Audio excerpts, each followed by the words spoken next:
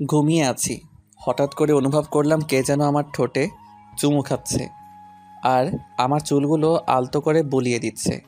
আমি অনুভবকে স্বপ্ন মনে করে আমি ওকে আমার ঠোঁটের সাথে চেপে ধরি আর ঠোঁটে একটা কামড় বসিয়ে দেই। কামড় বসানোর পর উফ শব্দ পেলাম। পেয়ে চোখ খুলতে দেখি আমার মামাতো বোনের ঠোঁট দিয়ে রক্ত বের হচ্ছে আর ও আমার দিকে লজ্জা লজ্জা চোখে তাকিয়ে আছে। আমি তখন বুঝতে পারলাম আমার অনুভবগুলো স্বপ্ন ছিল না, সবগুলোই সত্যি ছিল। আমি ধমকের সুরে বললাম, তুমি এখানে কি করো আর ঠোঁট দিয়ে রক্ত বের হচ্ছে কেন? তুমি তো কামড় দিলে, আবার তুমিই বলতেছো রক্ত বের হচ্ছে কেন? তার মানে তুমি এতক্ষণ এইরকম করলা? ছি ছি ছি, তোমাকে আমি বোনের চোখে দেখি আর তুমি কি না এসব? তুমি জানো তুমি আর আমি অনেক বছরের ছোট বড়, তোমার বয়সের পার্থক্য অনেক। আর তুমি তো পিচ্চি একটা মেয়ে, তোমার সাথে তো আমার যায় না, তুমি এখনো ছোট মানুষ। আমি অত কিছু বুঝি না। আমি তোমাকে ভালোবাসি আর তোমাকেই বিয়ে করব। এই কথা বলার সাথেই একটা থাপ্পড় মারলাম আর বললাম, ছোট মানুষ, এত বড় বড় কথা বলো কেন? কেবল পড়ো দশম শ্রেণীতে আর এখনই প্রেমে পড়েছো? এর সেতু রুম থেকে চলে গেল। থাপ্পড়টা জোরেই দিয়েছিলাম, চোখ দিয়ে পানি বের হইতেছে। যদিও মারার পর আফসোস করতেছি, কারণ আমারও কিছুটা ভালো লাগে সেতুকে, কিন্তু ও আমার অনেক ছোট, ওকে তো অনেক কোলেও নিয়ে থাকছি। আসুন এখন পরিচয় দেই।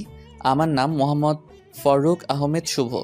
আমি অনার্স চতুর্থ বর্ষে পড়ি আর গল্পের নায়িকা হলো আমার মামাতো বোন। আরটুকু উপরে পড়ছেন। সেতু চলে যাওয়ার পর আবার ঘুম, বোঝেনি মামার বাড়ি আসছি। ঘুম থেকে উঠে কি করব? রাতের সময় মামার বাড়ি আসছি, তাই সেতুর সাথে দেখা হয় নাই। আর ওইসব ঘটনা ঘটলো সকালে। আসলে আমার 5টা মামা আর তারা সবাই এক বাড়িতে থাকে, জয়েন্ট ফ্যামিলি। পরে 10টার পর ঘুম থেকে উঠলাম, উঠে ফ্রেশ হয়ে বাইরে আসতেই 5টা মামি ডাকা শুরু করলো, শুভ আসো ভাত খেয়ে যাও। আমি বললাম, মামি আপনারা কি পাগল হলেন নাকি সবাই ডাকতেছেন সব ঘরে খাবো কেন? মামি আপনারা কি পাগল হলেন নাকি সবাই ডাকতেছেন সব ঘরে খাবো কেন? এদের ভিতরে সেতু আম্মু যেটা ওইটা বেশি ডাকতেছে। আমি ওই মামির উদ্দেশ্য করে বললাম, এত নাম ধরে না ডেকে বললেই তো হয়, জামাই আসেন ভাত খাইয়া যান। আরে, আমি তো জামাই করে বলতেই চাই, কিন্তু আমার মেয়ে তো তোমাকে রিজেক্ট করে দেবে, তখন আবার তুমি কষ্ট পাবা, তাই ডাকি না। এই কথা বলার সাথে সাথেই সব মামি হাসাহাসি শুরু করলো। পরে নানি ডাক দিল, গেলাম, গিয়ে দেখি নানি ঘরে ভাত নিয়ে রাখছে। নানি খাইতে দিল, আমি খাইতে বসলাম। খেয়ে উঠে শুয়ে থেকে ফোন চাপতেছি আর সকালের কথা ভাবতেছি। তখন মামি ডাক দিল, আমি গেলাম। মামির কাছে যেতেই মামি বলল, কে রে, সকালে কি হয়েছিল? সেতু চোখে জল নিয়ে বের হলো আর রাগ করে না খেয়ে স্কুলে চলে গেল। কিছু না মামি, ঘুমাইছি অনেক দেরি করে। আর ও যায়া ডাক দিছে, ওর ডাক শুনে আমি জোরে ধমক দিছি, তাই হয়তো। আমিই পাঠিয়েছিলাম ডাকতে ভাত খেতে আসার জন্য। আচ্ছা যা হয়েছে, তোকে তোর মামা একটু পাশের স্কুলে ডাক দিতে বলছে, যা। আমি ভাবতে লাগলাম, মামা কেন স্কুলে গিয়ে ডাকতে বললো কেন? আমার মামা আসলে হাই স্কুলে মাস্টার। পরে গোসল করে রেডি হয়ে নানির কাছে গেলাম, গিয়ে মিষ্টি সুরে সুরে বললাম, ও নানি দাও, ও নানি দাও। টাকা নাই আমার কাছে, আমি কি কামাই করি? টাকা কই পাবো? আরে ভাই ভাবছেন আমি ফকির না, কিন্তু ফ্রিতে টাকা নিয়ে খরচ করলে দরদ থাকে না। পরে অনেক কষ্ট করে টাকা নিলাম, নিয়ে গেলাম মামার স্কুলের দিকে। বেশি দূরে না, কাছেই মামার স্কুল। পরে স্কুলের মাঠে গিয়ে মামাকে গিয়ে ফোন দিলাম। ফোন দিয়ে বললাম, মামা আসতে বলেছিলেন। অফিস রুমে আছি, তুমি আসো। পরে গেলাম, গিয়ে সালাম দিলাম, রুমের ভেতর গেলাম। মামা বলেন, একটা কাজ করে দিবা আমার হয়ে? এইরকমভাবে বলছেন কেন? কাজ দেন, একটা 10টা করে দিব। তুমি তো জানো আমার মেয়ের রাগ কিরকম। সেতুকে বলেছিলাম ওকে আজকে শপিং করিয়ে দিব, কিন্তু স্কুলের একটা কাজের জন্য নিয়ে যেতে পারবো না। তুমি একটু শপিং করিয়ে নিয়ে আসো। ঠিক আছে মামা। মনে মনে আমার টাকার 12টা বাজবে আজকে। এই নাও টাকা। লাগবে না মামা, আছে আমার কাছে। যেভাবে নিচ্ছি ওইভাবে নাও, কথা বলো কেন? বাইরে মনে সেতু আছে, ডেকে শপিংয়ের কথা বলো, চলে যাবে। পরে টাকা দেখি 5,000। পরে সেতুকে দেখলাম বান্ধবীদের সাথে গল্প করছে। আমি এই স্কুলে পড়াশোনা করছি তাই সবাই চিনে, কেউ কিছুই বলে না। সরাসরি সেতুর কাছে গিয়ে ডাক দিলাম। প্রথম ডাক দেওয়ার পর শুনলো না। পরে বললাম, মামা টাকা দিয়েছে তোমাকে শপিংয়ে নিয়ে যাওয়ার জন্য, না গেলে থাক, টাকা মেরে দিব আর কম দামি ড্রেস এনে বলবো এটা কিনেছে। আমি এসব বলছি আর সেতুর বান্ধবীগুলো আমার দিকে হাঁ করে তাকিয়ে আছে। পরে সেতু ওর বান্ধবীদের দিকে লক্ষ্য করে দেখলো যে সবাই হাঁ করে তাকিয়ে আছে আমার দিকে। এটা দেখে সেতু রেগে ওর বান্ধবীদেরকে বলল, ওভাবে দেখে লাভ নাই, ওই চিকনা শুধু আমার, ওর আমার বিয়ে ঠিক হয়েছে। বিয়ের কথা শুনে সেতুর বান্ধবী বলল, আমি তো ভাইয়ার সাথে কালকেও কথা বলছি, ভাইয়া তো বললো বিয়ের জন্য পাত্রী খোঁজা হচ্ছে। আরে তোমাকে বলছি মানে, আর তোমাকে তো আমি চিনি না। ভাই আমার আইডির নাম হলো মিয়া, আমি মন্দ না। ও তুমি সেই মেয়ে? তোমার সাথে বলার সময় ভেবেছিলাম তুমি হয়তো সুন্দরী না, কিন্তু এখন দেখে মনে হচ্ছে আসমান থেকে পরী নেমে এসেছে। এটা বলে সেতুর দিকে তাকাতেই দেখি সেতু আমার উপর রাগে কটমট করছে। মনে হইতেছে আজ তো খেয়ে ফেলবে। ভাইয়া ওইভাবে বলিয়েন না, লজ্জা লাগে। এটা বলার সাথে সাথেই সেতুর যত রাগ আমার উপর উঠেছিল, সব রাগ ওই মেয়েটার উপর যারার জন্য। ইতি দাঁড়া, তোর রাগ ছুটাইতেছি। এটা বলে গিয়ে ইতিকি স্কুল ব্যাগ দিয়ে বাড়ি শুরু করলো আর বলল, শালা, তুই আর আমার হবু স্বামীকে মেসেজ দিবি না, যদি দেস তাহলে তোর 24টা বাজাবো। তুই আর আজে বাজে মেয়ের সাথে মেসেজ রিপ্লাই দিবি না, আর ব্লক করে দিবি। আমি নিশ্চুপ হয়ে শুনলাম। আর কিছু বললে আমাকেই ব্যাগ দিয়ে বাড়ি শুরু করতো। স্কুল থেকে সরাসরি শপিং মলের দিকে রওনা দিলাম। স্কুল থেকে বের হয়ে অটো ডাকলাম। অটোতে যাবা না, রিক্সা করে যাবা। তুমি রিক্সা ডাকো। রিকশায় গেলে শরীরের সাথে সাথে শরীর লাগবে, আর মানুষ দেখলে প্রবলেম হতে পারে। আমরা প্রেম করি, তাই এক রিক্সাতে যেতেই পারি। লোকে কি বলে বলুক, তাতে আমার যায় আসে না। পাগল হয়েছ নাকি? আমরা প্রেম করলাম কবে? আচ্ছা বাদ দাও ওসব, রিক্সা ডাকো, শপিং করতে যাব। পরে বাধ্য হয়ে রিকশা নিয়ে শপিংয়ের উদ্দেশ্যে বের হলাম। রিকশায় অনেক বিরক্ত ফিল হচ্ছে, কারণ সেতু আমার শপিং মলে যাওয়ার আগ পর্যন্ত রিকশার ভিতর আমার হাত ধরেছিল। মনে হইতেছে স্বামী স্ত্রী যাচ্ছি। পরে শপিং মলে ঢুকে এটা কেনে ওটা কিনে, কেনার কোনো শেষ নাই। মামা টাকা দিছিল 5,000, আর কিনতে মোট খরচ হলো 7,000। 2,000 টাকা পকেট থেকে গেল। টাকার জন্য মনটা খারাপ হয়ে গেল। ভাই রে ভাই, মেয়েদের নিয়ে কখনো শপিং করতে যাইস না, জীবন তেনা তেনা বানাই ফেলাই দেয়। শপিং করা শেষ হলে বাড়ির উদ্দেশ্যে রওনা দিলাম। শপিং করতে করতে 3টা বেজে গিয়েছিল। টাইমের দিকে খেয়াল ছিল না, ক্ষুধাও লাগছে, তাই ভাবলাম রেস্টুরেন্টে যায়া কিছু খেয়ে নেই। সেতুকে বললাম, সেতু রাজি হয়ে গিয়েছে। দুজন খেতে গেলাম। রেস্টুরেন্টে ঢোকার সাথেই কে যেন মেইলি কণ্ঠে শুভ কইয়া ডাক দিল। আমি এদিক ওদিক তাকাতেই দেখি কেউ নাই। তখনই আমার সামনে ডাক আসতেছে, কিন্তু চিনতে পারছি না, মুখটাও ভালো করে দেখা যাচ্ছে না। একটু এগিয়ে গিয়ে দেখি আমির প্রাইমারি এবং হাই স্কুলে বান্ধবী জুলেখা। আমি জুলেখাকে দেখে অনেক খুশি হয়ে গেলাম। পরে ভালো মন্দ জিজ্ঞেস করলাম, কৌশল বিনিময় করলাম। পরে আমি জুলেখার পাশেই বসলাম, আর সেতুকে জুলেখার বান্ধবীর পাশে বসতে বললাম। কিন্তু সেতু দাঁড়িয়ে আছে, তাও আবার রাগী দৃষ্টিতে। কি হলো বস? কে রে মেয়েটা? আমার মামা তো আর বলতে পারলাম না। আমি ওর হবু বউ, আর এখন ওর প্রেমিকা। আর আপু, আপনি আপনার বান্ধবীর পাশে বসুন, আমি আর উনি একসাথে বসবো। আপনার সাথে বসলে আমার ভালো লাগবে না। উঠুন, উঠে এই পাশে আসুন। অনেক মানুষ, কিছুই বলতে পারছি না, তাই সেতুর কথা মতোই চলতে লাগলাম। আমি আর সেতু বসলাম এবং জুলেখা আর ওর বান্ধবী বসলো। খাবারের অর্ডার দিল। খাবার আসতেই সেতু উঠে হাত মুখ ধুইতে গেল। কে রে, কবে থেকে শুরু করলি? আরে ওসব কিছুই না, আমার মামাতো বোন আমাকে অনেক ভালোবাসে, তাই এই রকম করে। সামথিং সামথিং মামা। এর মধ্যে সেতু চলে এসেছে, তাই চুপ হয়ে গেলাম। টেবিলে খাবার দিয়ে গেছে, খাবার খাওয়া শুরু করলাম। খাবার খেতে খেতে জুলেখা সেতুকে জ্বালানোর জন্য বলতে লাগলো, শুভ, তুই তো অনেক শুকিয়ে গেছিস, আয় তোকে খাওয়াই দিই। স্কুলে থাকতে তো অনেক খাওয়াই দিয়েছি, হাই স্কুল পাশ করে চলে গেলি, আর খাওয়াই দিতে পারি নাই। কি বলিস এসব? তুই কবে খাওয়াই দিলি? মিথ্যা বলিস কেন? একটা চোখ মেরে জুলেখা বলল, আর গার্লফ্রেন্ডের সামনে অত বোকার শাস্তি হবে না। সেতু আমার দিকে অগ্নি দৃষ্টিতে তাকিয়ে আছে, মানুষের জন্য কিছু বলতে পারছে না। এই উঠ, আর খেতে হবে না, অনেক খেয়েছিস, চল বাড়ি চলে যাব। খাওয়া তো হয় নাই, এখনই যাব মানে? যাবে কিনা বলো, না গেলে ফুফু আম্মুকে বলে দিব তুমি শুধু মেয়েদের সাথে মিস আর মেয়েদের সাথেই করো। আমি বুঝতে পারছি, চলো খেতে হবে না। ওঠার আগে সেতু জুলেখাকে বলল, টাকাটা দিয়ে দিয়েন। জুলেখা শুধু তাকিয়ে তাকিয়ে দেখছে। পরে রেস্টুরেন্ট থেকে চলে এসে রিক্সা নিয়ে বাড়ির দিকে রওনা দিলাম। রিক্সায় ওঠার সাথে সাথেই সেতু বলল, তুমি তো লুচু কেন? আমি লুচ্চা মানে? কি লুচ্চামি করছি তোমার সাথে? হ্যাঁ, সকালে এত জোরে কিস করছো যে আমার ঠোঁটটাই কেটে গেছে। আবির ওই মেয়ে নাকি তোমাকে ভাত খাওয়াই দিছে? সি সি, আমরা তো পড়ি, কাউকে তো কিছুই খাওয়াই দেই না। তুমি ছোট থাকতেই খাওয়াই দিছে, এখন অনেক বড় হয়েছো, এখন মনে হয় অনেক কিছু খাও মেয়েদের কাছ থেকে। আর আমি তো আগে মেয়েদের সাথে কথা বলি নাই, আর এখন মেয়েটা কি খাওয়াবে? হ্যাঁ, মিথ্যা বলো কেন? জুলেখা তো আমার সামনেই বলল। মিথ্যা বলছে জুলেখা? আরও সে তো অনেক কথাই বলল। বলতে বলতে বাড়িতে এসে গেছি, পরে ভাড়া দিয়ে দিলাম। বাড়িতে এসে ফ্রেশ হয়ে একটু বসে আছি আর ভাবছি আমার টাকা গেল 2050 টাকা। সে তো কি মামাকে বলে টাকাটা দিয়ে যাবে? 50 টাকা না দিলেও চলবে, কিন্তু আর বাকি টাকা দিলে ভালো হতো।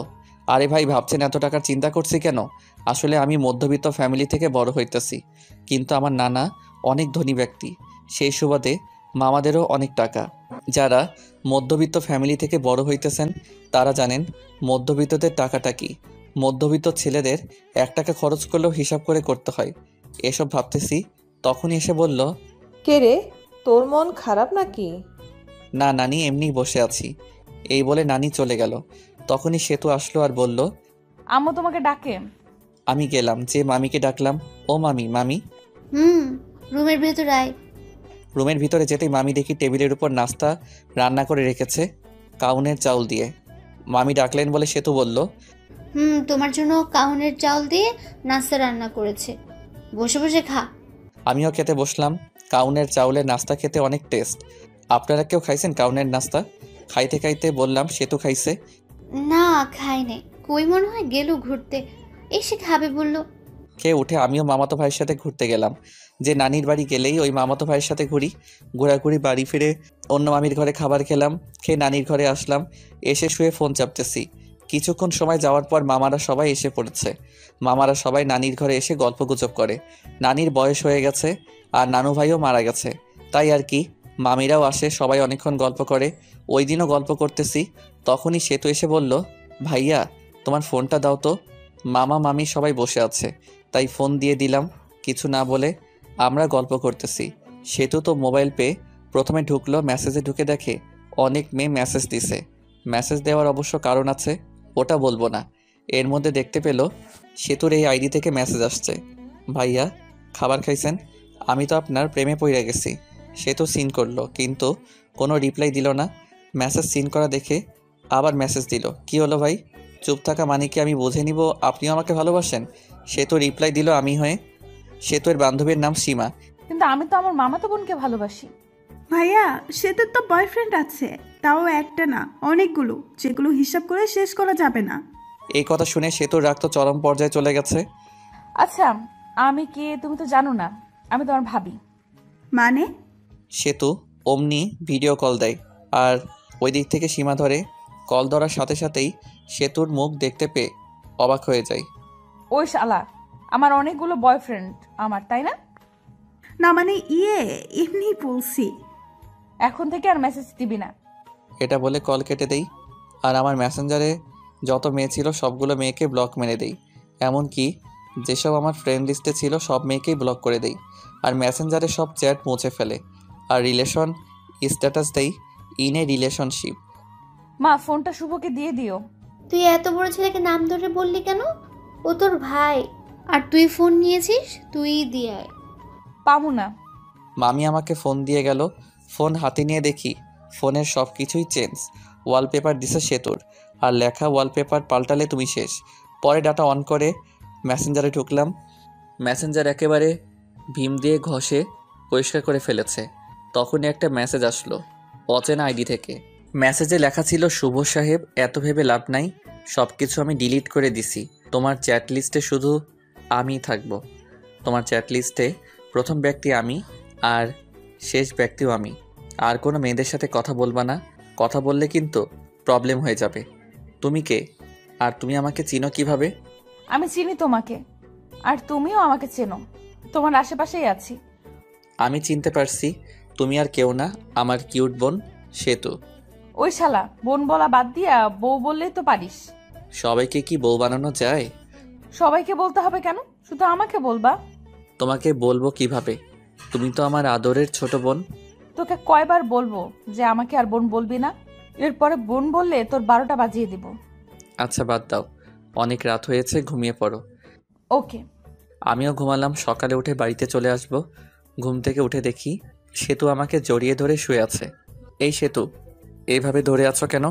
মামি অথবা অন্য কেউ দেখলে কি ভাববে? কেবল তো এসে একটু জড়িয়ে ধরলাম, আর এরকম করছো কেন? সেতু ছাড়তে চাইনি, আমি জোর করে ছাড়িয়ে নিলাম আর বললাম, তুমি এখানে কি করো? হ্যাঁ, আম্মু ডাকতে পাঠাইলো, তাই আসছি। তুমি যাও, আমি আসতেছি। সেতু মুখটা বেঁকিয়ে চলে গেল আর ফ্রেশ হতে চলে গেলাম। ফ্রেশ হয়ে মামির কাছে গেলাম। দেখি মামি অনেক কিছু রান্না করছে। মামি এত কিছু রান্না করছেন, কেউ আসবে নাকি? ফাজলামো করা বন্ধ কর। তুই আসোস, আসার পর যখন চলে যাবি তখন তোর জন্য প্রতিবারই রান্না করি। আমি মিষ্টি একটা হাসি দিয়ে খাবার টেবিলে বসলাম। পাশে সেতু ছিল, তাই সেতুর দিকে তাকিয়ে দেখি মুখটা মলিন হয়ে গেছে। মুখ মলিন হয়েছে হয়তো আমার যাওয়ার কথা শুনে। আমি থাকলে হয়তো কিছুদিন মজা করতে পারতো আমার সাথে। রংপুর চলে যাবা কবে? বিয়ে না করে যাব না মামি, আব্বু পাত্রী দেখতেছে। ওমা, তাই নাকি? চোখের সামনে পাত্রী থাকতে আবার পাত্রী খোঁজা লাগে? কিরে সেতু, মনে মনে কি বলিস? আসলেই বিয়ে করবা? আপনিও না মামি, বিয়ে করলে আপনারা জানবেন তো। খাবার খেয়ে রুমে এসে কাপড়গুলো ব্যাগে তুলতেছি, তখনই সেতু আসলো আর বলল, তোমার সাথে কিছু কথা আছে। আমি শুনতেছি, বলো। আমার হাত ধরে নিয়ে গিয়ে খাটের উপর বসালো আর সেতুর আমার সামনে দাঁড়িয়ে আছে। কিছু সেকেন্ড দাঁড়িয়ে থাকার পর সরাসরি আমার ঠোঁট দুটো লেপটে নিল ওর ঠোঁটের সাথে। কিছুক্ষণ পর ছেড়ে দিল আর বলল, আমি তোমাকে অনেক ভালোবাসি, তোমাকে ছাড়া আমি বাঁচবো না। আই লাভ ইউ শুভ। আমি স্তব্ধ হয়ে আছি, কি উত্তর দিব ভাবতে পারছি না। আমিও সেতুকে ভালোবাসি, কিন্তু আমাদের বাস্তবতা অনেক কঠিন। আমার মামারা আমাকে অনেক বিশ্বাস করে। উত্তর দাও, কি হলো? সেতু, তুমি পাগলামি করছো কেন? তোমার আমাদের সাথে যায় না, আর আমাদের সম্পর্ক কেউ মেনে নেবে না। মাঝখান থেকে আমাদের যে মধুর একটা সম্পর্ক আছে, এটা নষ্ট হয়ে যাবে। আর আমার মামা মামিদের ভালোবাসা থেকে বঞ্চিত হতে চাই না। আর তোমাকে ভালোবেসে তোমাকে নিয়ে হয়তো পালিয়ে গেলাম। পালিয়ে গেলে মামা মামিদের কাছে থেকে আগের মতো ভালোবাসা পাবো না। আর তোমরা উচ্চ ফ্যামিলির মেয়ে, আর আমরা নিম্ন মধ্যবিত্ত ফ্যামিলির ছেলে। তোমার আব্বুকে বললে সে কোনো কারণেই রাজি হবে না। এর ভিতর একটা কারণ হলো আমরা নিম্ন মধ্যবিত্ত। আর আমার আরেকটা সমস্যা আছে, যেটার কারণে আমি কোনোদিন হয়তো বিয়ে করতেও পারবো না। ওই সমস্যার কারণ শুনলে তোমার আব্বু আম্মু কেউ রাজি হবে না। আশা করি তুমি বুঝতে পারছো। তুমি এখন অনেক ছোট, আগে বড় হও, তখন সব কিছু বুঝতে পারবা। তুমি যে আমাকে ভালোবাসি বলতেছো, এটা তোমার আবেগ, যেটা বেশি দিন থাকবে না। কিছুদিন পর এই ভালোবাসা শেষ হয়ে যাবে, তখন আর আমাকে ভালো লাগবে না। তুমি তখন কলেজে যাবা, তখন তোমার অনেক বন্ধু বান্ধবী হবে, আর তোমার বন্ধুরা সবাই গার্লফ্রেন্ড বয়ফ্রেন্ড নিয়ে ঘুরতে যাবে। তুমি তো ঘুরতে পারবে না। তখন মনে হবে কার সাথে প্রেম করি, যার সাথে একদিনও ঘুরতে পারি না। কলেজে যাবা, আমার থেকে অনেক সুন্দর সুন্দর ছেলে দেখতে পাবা, আর তোমাকে প্রপোজ করবে কারণ তুমি অনেক সুন্দর। আর ওই প্রপোজ পেয়ে মনে মনে বলবা, কত সুন্দর সুন্দর ছেলে প্রপোজ করে, আর আমি কিনা পড়ে আছি শ্যামলা একটা ছেলের কাছে। তখন আর আমাকে ভালো লাগবে না, আমাকে তোমার বোরিং মনে হবে। এই শোনো, আমি আর এখন ছোট নাই। আমি সামনে এসএসসি পরীক্ষা দিব, আর যারা 10ম শ্রেণীতে পড়ে তারা ছোট হয় না। আমি বড় হয়েছি, আর আমি সব কিছুই বুঝি। আর তোমাকে আমি সত্যিই ভালোবাসি। এই ভালোবাসা কোনো আবেগ না। আমি তোমাকে 9ম শ্রেণী থেকে ভালোবাসি। I really love you. এটা কখনো সম্ভব না। কেন সম্ভব না বলো? আমার অনেক বড় একটা প্রবলেম আছে। কি সমস্যা আমাকে বলো, আমি সব রকম সমস্যায় মেনে নিব। তোমার মতো কত মেয়ে বলল, শুভ তোমার সমস্যা থাকলেও আমি তোমাকে ভালোবাসবো, আর শোনার পর সবাই চলে গেল। আমি যাব না, বলো। আর একটু বড় হও, তখন বলবো। ভালো থেকো। আবার মনে হয় কবে আসি না আসি, দেখা হয় না হয়।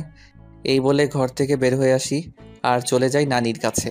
সব মামা মামির সাথে দেখা করে বিদায় নিয়ে আসলাম। সেতুকে একবার ভালো করে দেখলাম, দেখি সেতুর চোখে জল এসে পড়েছে। পরে আমি বাড়িতে এসে সেতুর সাথে ঘটনাগুলো সব বলি, শুধু কিসের কথা বাদ দিয়ে। আসলে আমি আর আম্মু ফ্রেন্ডের মতো। আমি ছোট থেকে আম্মুর সাথে শেয়ার করি। পরে কিছুদিন পর রংপুর ভার্সিটিতে চলে যাই। এর মাঝে সেতুর সাথে অনেক কথা, ভালো মন্দ এগুলোই জিজ্ঞেস করা হয়েছে।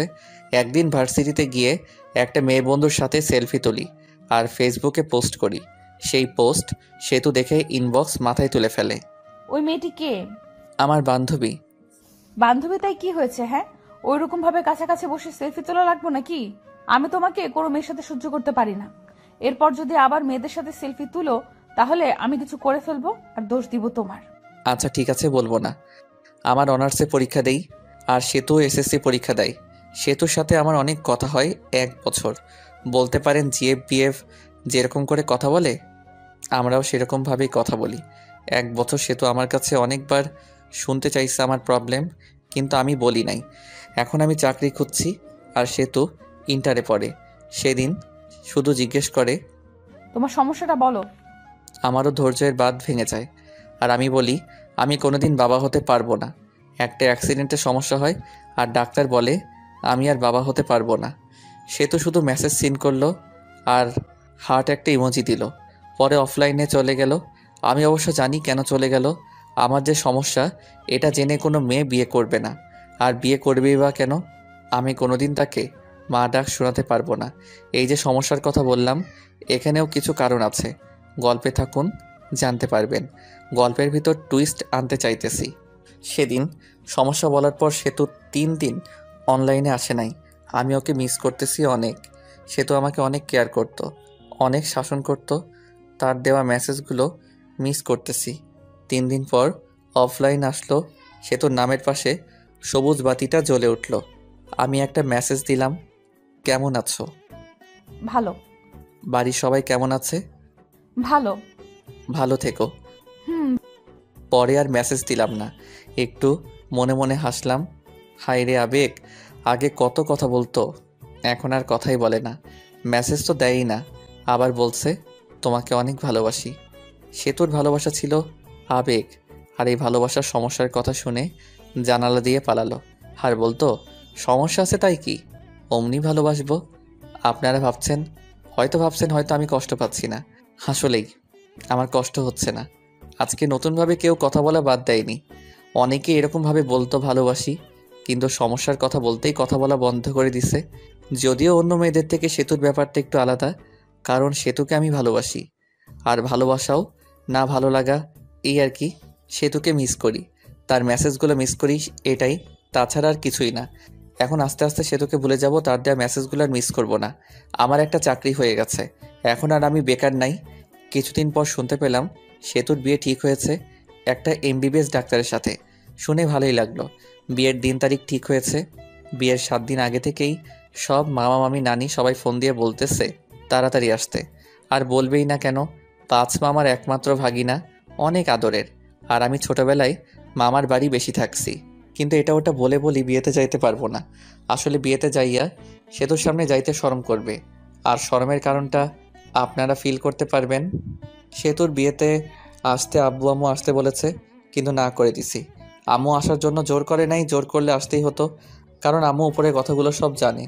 আমার জীবনে সব ঘটনা আম্মুর সাথে শেয়ার করি। বিয়ের 4 দিন আগে সেতু মেসেজ দিছে, ভাইয়া বিয়ে আসবে না কেন? আসলে 1 বছর কথা বলার পর তোমাকে ভালোবেসে ফেলেছিলাম, আর তুমি মাঝপথে ছাইড়া দিলে। সব কিছুই সম্ভব, কিন্তু নিজের চোখের সামনে ভালোবাসা দেখা সম্ভব না। আপনাকে দিয়ে যদি আমি মা হতে না পারি তাহলে বিয়ে করে লাভ কি? আপনাকে তো কেউ বিয়ে করবে না। আমি আর কিছু না বলে হাসির একটা ইমোজি দিয়ে অফলাইন চলে গেলাম। বিয়ের 2 দিন আগে রুমে বসে আছি বললে ভুল হবে, অফিসের জন্য রেডি হচ্ছি। তখন দেখি মামা আমার দরজার সামনে দাঁড়িয়ে আছে। আমি সালাম দিয়ে বললাম, আরে মামা, কখন আসলেন? এই জায়গায় বসেন। আমি বসতে আসিনি, তোমাকে নিতে এসেছি, চলো। মামা, নতুন নতুন অফিসে জয়েন করছি, আর ছুটি দিবে না, আর এমনি গেলে চাকরি থাকবে। তোমাকে কি কেউ কিছু বলেছে? তোমার মামি কি কিছু বলেছে বলো? না মামা, আমি আর কি বলবো। তাহলে চলো, তোমার অফিসে যাব, আমি ছুটি নিয়ে নিব। পরে বাধ্য ছেলের মতো মামাকে নিয়ে গেলাম অফিসের সামনে। গিয়ে মামা কাকে যেন ফোন করলো। পরে অবশ্য বুঝতে বাকি থাকলো না যে তার বন্ধুকে ফোন দিছিল। কিরে, কি অবস্থা? ওই পাশের লোকটির কথা শুনতে পারলাম না। আমি তোর অফিসের সামনে দাঁড়িয়ে আছি। লোকটি কি বলল শুনতে পেলাম না। কিছুক্ষণ পর দেখি আমাদের অফিসের বস বের হয়ে আসলো। আসা দেখে সালাম দিলাম, ওয়ালাইকুম আসসালাম। শুভ আমার ভাগিনা, ওর ছুটি লাগবে। আরে শুভ তোর ভাগিনা হয়? আগে বলবি তো, বললে আগেই ছুটি দিয়ে দিতাম। শুভ ছুটি চাইছিল কিন্তু দেই নাই, আরও বকা দিছি। এখন তো জানলি, ছুটি দিবি নাকি চলে যাব আমি? আরে তুই আইসো, ছুটি না দিয়ে পারি বল? চল কিছু খাই। চল। পরে একটা রেস্টুরেন্টে গেলাম, গিয়ে খাইতে বসলাম। তা শুভ কি কাজ কিছু পারে না পারেই না? পারে, কিন্তু নতুন তো, তাই মাঝে মাঝে সমস্যা হয়। কিন্তু পারফরমেন্স ভালো, আগাতে পারবে। হঠাৎ করে আসলি, ফোন দিয়ে আসতি, তোর ভাবি শুনলে খুশি হতো। সময় নাই রে, এখানে দুইটা কাজের জন্য এসেছি। এক হলো তোর সাথে দেখা করতে, আর ভাগিনাকে নিতে। মামা একটা কার্ড বের করে দিল আর বলল, বিয়ের দিন চলে যাইস, আমার মেয়ের বিয়ে, আর কোনো কিন্তু চলবে না বলে দিলাম। ঠিক আছে, চলে যাব। তাহলে আজকে উঠি রে, বাড়িতে অনেক কাজ, বুঝতেই তো পারছস। আচ্ছা যা। পরে আমরা চলে আসলাম, এসে সরাসরি নানির বাড়ি। নানির বাড়ি অনেক মানুষ, সবাই আমাকে দেখে কাছে আসলো, সবাই কথা বলল। কিছুক্ষণ পর আমার ছোট কিউট বোনটা আসলো আর বলল, আমার জন্য কি নিয়ে এসছো? কিছুই না। তোমার সাথে কথা নেই, যাও। ঠিক আছে না। নীলা আমাকে চকলেট দেয়গা। পরে ছোট বোন চকলেটটা নিয়ে দৌড় দিল। আমি আম্মুর সাথে কথা বললাম, বলে ফ্রেশ হয়ে কিছু খেয়ে নিলাম। সেতুর সাথে এখনও দেখা হয়নি, অনেক খুশিতে আছে মনে হয়। বিয়ের সব আয়োজন কমপ্লিট করা হলো। বিয়ের দিন যেটা ভাবি নাই ওই কাজটাই হয়েছে। আরে ভাই, যেটা ভাবতেছেন ওইটা হয় নাই। আপনারা ভাবছেন সেতুর সাথে বিয়ে হবে, কিন্তু বিয়ে হবে না। আসলে আমি মেয়েদের উপর কোনোদিন ক্রাশ খাই নাই, বলতে পারেন কাউকে প্রথম দেখায় ভালোবেসে ফেলিনি। কিন্তু সেতুর বিয়েতে একটা মেয়েকে দেখি, যাকে দেখে পুরাই ফিদা হয়ে যায়, ভালোবেসে ফেলেছি। কিন্তু মেয়েটিকে চিনি না। মামার বাড়ির আত্মীয়দের যতগুলো মেয়ে আছে সবগুলোই চিনি, কিন্তু এই মেয়েকে চিনলাম না। অত ভেবে লাভ নাই, শুভ আগে ভাব কিভাবে মেয়েটাকে পটানো যায়। যেভাবে হোক বিয়ের কয়দিনের ভিতর পটাতে হবে, না পটালে হাতছাড়া হয়ে যাবে। যেই ভাবা সেই কাজ। দেখতে পেলাম মেয়েটা একাই বসে আছে। আমি তার কাছে গিয়ে বসলাম। বসে থেকে বুকের বাম পাশে হাত দিয়ে বলতে লাগলাম, উহ, আহ, ইস। আপনার কোনো সমস্যা হয়েছে? ডাক্তারকে ডাক দিতে বলবো? উহ, ওহ, ইস, দেখতেই পারছেন বুকের বাবাসে চিনচিন করছে। ডাক্তারকে ফোন করব? এই ব্যথা ডাক্তার দিয়ে ভালো হবে না। এই ব্যথা ভালো হতে হলে আপনাকে লাগবে গো, আপনাকে। আরে আপনি কি বলেন এসব? আপনি পাগল হয়েছেন নাকি? প্রেমে পড়লে যদি পাগল হতে হয় তাও হব তোমার জন্য। কি বলেন এসব? এই বলে মেয়েটি চলে গেল। আমি ওর চলে যাওয়ার দিকে তাকিয়ে রইলাম, ধ্যান ধরে বসে আছি। তখনই মামা বলল, শুভ এই কাজটা করতো। কাজ করতে চলে গেলাম, কিন্তু ওই মেয়েটির মায়াবী চোখ, এলোমেলো চুল, এত সুন্দর চাহনি, মিষ্টি মিষ্টি হাসি, সব মিলিয়ে পুরাই জোস। ভাবতে লাগলাম নামটা কিভাবে শোনা যায়। বাড়িতে যতগুলো লোক আছে তাদেরকে খাবার দিতে হবে, আর আমার দায়িত্ব হলো টেবিল ঘুরে ঘুরে দেখা। টেবিলের উপর সব কিছু রাখা হবে, সব আত্মীয়দের যা কিছু খাবে সব নিয়ে নিয়ে খাবে। ওইটাই দেখা লাগবো কোন জায়গায় তরকারি শেষ হলো, পানি শেষ হলো, কারো খাইতে প্রবলেম হইতেছে কিনা। এত কাজ আর বিয়েবাড়ির এত মেয়েদের মাঝে আমার চোখ শুধু ওই মেয়েটিকে খুঁজে। বিয়েবাড়িতে মেয়ে পটানো আর কথা বলার জন্য একেবারে পারফেক্ট জায়গা। অবশেষে সবাইকে খাইতে দেওয়া হলো। অনেকে আসলো, কিন্তু ওই মেয়েটিকে আসতেছে না। কিছুক্ষণ পর সেতুর বড় বোনের সাথে আসলো ওই মেয়েটি। পরে খাবার পরিবেশন করা হলো। আমি আসতেই রিধি আপু যে টেবিলে বসেছে ওই টেবিলে গেলাম। রিধি আপুকে বললাম, একা খাচ্ছ? একলা খাবো কেন? এই যে কত মানুষ আমার আশেপাশে। আচ্ছা, আমাকে সাথে নিয়ে খাইলেও তো হয়। একটা মাংসের টুকরা খাওয়াই দাও। হ্যাঁ কর, খাওয়াই দিতেছি। আপা, এই মেয়েটার নাম কি? কোন মেয়েটা? তোর ডান পাশেরটা। ও, এর নাম হলো আফরিন। এ হলো। আর কিছু শুনতে চাই নাই, নামটা দিয়েই চলবে। আচ্ছা, মেয়েদের নাম শুনে কি করবে? আবার প্রেমে পড়ে গেলে নাকি? আফরিন শুধু সবকিছু শুনতেছে আর অবাক দৃষ্টিতে আমাদের দিকে দেখছে আর খাচ্ছে। কি যে বলো না তুমি! প্রেমে পড়ে কি করবি? ফুপুকে বলে একটা বিয়ে করে ফেল, বয়স তো আর কম হলো না, আর কিছুদিন গেলে বুড়ো হয়ে যাবি, বউ পাবি না। আফরিনের মতো সুন্দর একটা মেয়ে পেলে তো এখনই বিয়ে করে ফেলতাম। আফরিন একটু কাশি দিল খাক খাক করে। আর নিধি, কি বললি তুই? আর আমি এটা বলে ওখান থেকে চলে আসলাম। বেশিক্ষণ থাকলে প্রবলেম হয়ে যেত। সবার খাবার খাওয়া শেষ হলো, তখন মামা বলল, শুভ তুমি কি কিছু খাইছো? না মামা। তুমি তাহলে নিজের রুমে যাও, খাবার পাঠিয়ে দিতাছি। কিছুক্ষণ পর সেতুর শ্বশুর বাড়ি থেকে লোক আসবে, তখন তো আর খাইতে পারবা না। খাবার খেয়ে ভালো ড্রেস পরে এটা পরিবর্তন করো, গরমে ঘামের কারণে ড্রেসটা নষ্ট হয়ে গেছে। ঠিক আছে মামা। পরে চলে গেলাম নিধি রুমে। গিয়ে দেখি নিধি, আফরিন আরও কয়েকটা মেয়ে বসে থেকে ফোন চাপছে। আমাকে দেখে নিধি বলে উঠল, ক্যারে বান্দর, এখানে কি করস? আফরিনের দিকে তাকিয়ে থেকে বললাম, তাকে না দেখে আর থাকতে পারলাম না। কাকে রে? বুঝবি না রে। আপনারা হয়তো ভাবছেন নিধির ঘরে খাইতে যেতে বলল কেন। এখানে একটা কারণ হলো, বাড়িতে অনেক আত্মীয়, এখন আমাকে আলাদাভাবে খাওয়াতে হলে আলাদা একটা রুম তো লাগবে, তাই না? তখনই মামা খাবারের প্লেট নিয়ে ঢুকলো আর আমি টেবিলে বসে পড়লাম।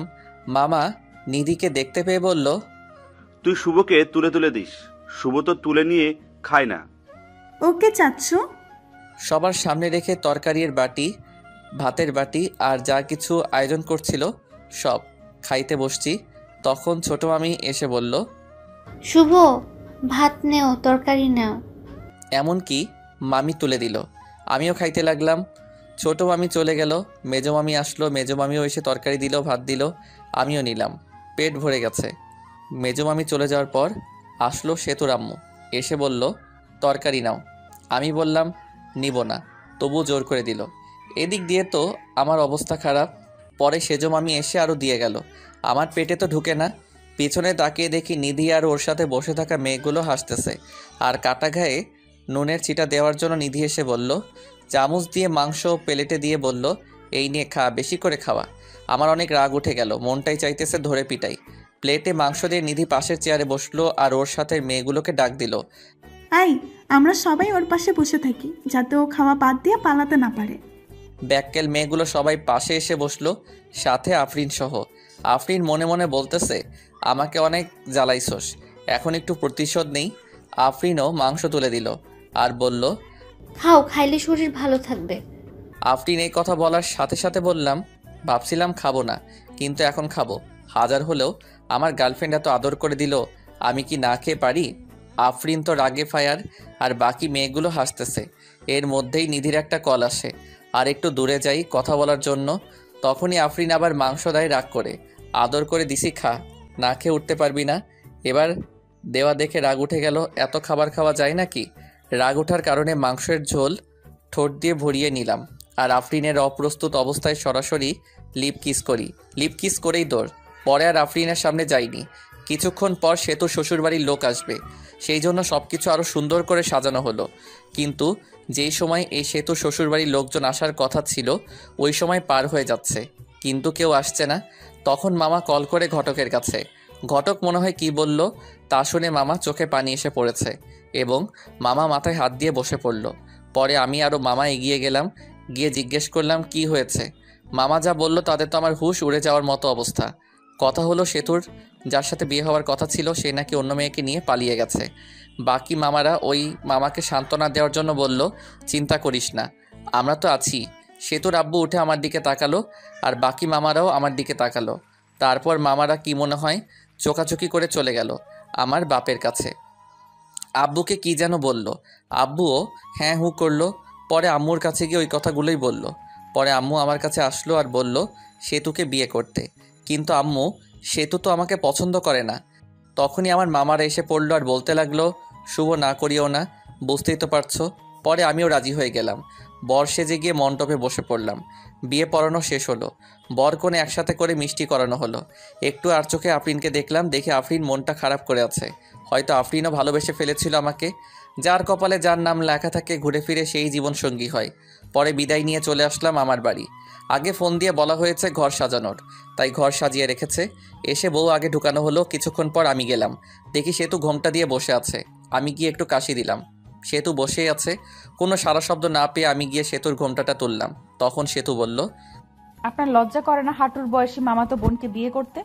আমি শক খেয়ে গেলাম। যখন প্রেম করতে চেয়েছিলে তখন এই কথাটা কোথায় ছিল? আর তোমাকে বিয়ে করতে চাইনি, তোমার বাপেই বিয়ে করাই দিছে। আচ্ছা বলেন তো, আপনাকে বিয়ে করে লাভটা কি? আর আপনার সাথে থাকা আর কোলবালসের সাথে থাকা একই কথা। আপনি তো কোনোদিন বাবা হতে পারবেন না। আমি কি ইচ্ছে করে এই রোগে আক্রান্ত হয়েছি? আল্লাহ এরকম চাইছে তাই আমি বাবা হইতে পারবো না।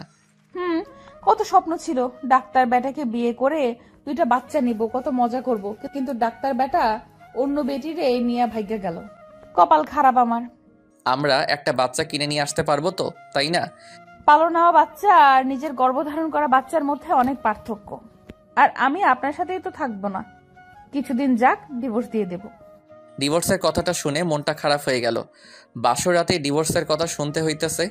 কত স্বপ্ন ছিল এই রাত নিয়ে, কিন্তু স্বপ্নগুলো স্বপ্ন রয়ে গেল। কপাল। বাসর রাতের কথা চিন্তা করতেছি। সেতুর দিকে তাকিয়ে দেখি সেতু ঘুমিয়ে গেছে। আমিও সেতুর পাশে শুয়ে পড়লাম। সকালে সেতুকে জড়িয়ে ধরে ঘুমিয়ে আছি। আমার ঘুম সেতুর আগেই ভাঙছে, কিন্তু উঠি নাই, কারণ সেতুকে জড়িয়ে শুয়ে থাকতে ভালোই লাগছে। তখনই সেতুয়ের ঘুম ভেঙে গেল, আর সেতু নিজেকে ছাড়ানোর চেষ্টা করছে, কিন্তু পারছে না। পরে সেতু এমন একটা কাজ করলো যে কাজটা আমি ভাবতেই পারি নাই। সেতু আমার কাছে থেকে ছাড়াতে না পেরে গালের ভিতর চিমটি মারল, আর আমিও বলে উঠলাম। গালে হাত দিয়ে দেখি যেই জায়গায় চিমটি দিছে ওই জায়গা দিয়ে রক্ত বের হচ্ছে। এটা দেখে মেজাজটা খারাপ হয়ে গেল। লজ্জা করে না আপনার আমাকে জড়িয়ে ধরতে?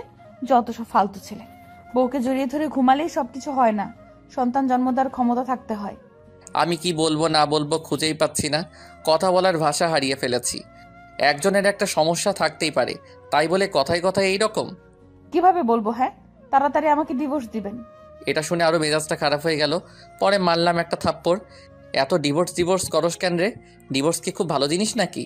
ডিভোর্স দিলে আমার কিছুই হবে না, আর তোর সাথে ছেলেরা কথা বলবে, কিন্তু কেউ বিয়ে করার জন্য না, শুধু তোর দেহ লুটার জন্য। এইগুলো বলে আমি চলে আসলাম বাহিরে। বিয়েটা কীরকম হলো তা আপনারা জানেননি, তাই আমাদের বাড়িতে বেশি আয়োজন নেই। আমার ভালো বন্ধু আছে আমার বাড়ির পাশে, ওর নাম রবি। আমি রবিদের বাড়িতে চলে গেলাম। মনটা ভালো ছিল না, তাই game mode do not disturb চালু করে গেম খেলা শুরু করলাম আমি আর রবি। সেতুকে এসব কথা বলার পরে সেতুর আরও রাগ করেছে। সেতু ফ্রেশ হয়ে বাইরে এসে সবার সাথে কথা বলতেছে। আম্মু আব্বু আমাকে খুঁজতেছে, কারণ সকালে একেবারেই আমাকে দেখে নাই। 12টার সময় গেম থেকে বের হয়ে দেখি 50টার মতো মিসড কল উঠে আছে। দেখি আম্মুয়ের নাম্বার থেকে কল এসেছে, আব্বু কল দিছে, আরেকটা অপরিচিত নাম্বার। আমি রবিদের বাড়ি থেকে বের হয়ে বাড়ির দিকে হাঁটা ধরলাম, আর অপরিচিত নাম্বারটাতে কল ব্যাক করলাম। কল রিসিভ করে, কিন্তু কথা বলে না।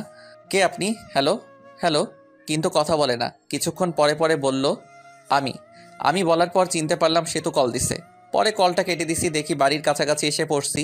বাড়িতে ঢোকার পরপরই আব্বু আম্মু জিজ্ঞেস করলো, কই গেছিলা? রবিদের বাড়িতে গেছিলাম। এই কথা বলার সাথে সাথে শুরু হলো বকাবকি। আমি চুপচাপ সব কিছু শুনে ঘরে গেলাম, গিয়ে ফোনটা চার্জ দিলাম। ঘরে সেতু বসে আছে। আমাকে দেখে জিজ্ঞেস করলো, কই গেছিলেন এত সকালবেলা? কই গেছিলাম তুমি শুনে কি করবা? ফোনটা চার্জে দিয়ে বাইরে এসে পড়লাম। আমাদের বাড়িতে হালকা কিছু আয়োজন করা হয়েছে সেতুদের বাড়ি থেকে। 2-3 জন লোক আসবে আমাদের নিতে। আমি ফ্রেশ হয়ে ঘরে গিয়ে শুয়ে আছি, আর সেতু বসে থেকে ফোন চাপতেছে। ফোন চার্জে, তাই টিপতেও পারছি। সেতুর দিকে তাকিয়ে আছি। ওরকম তাকিয়ে থাকেন কেন?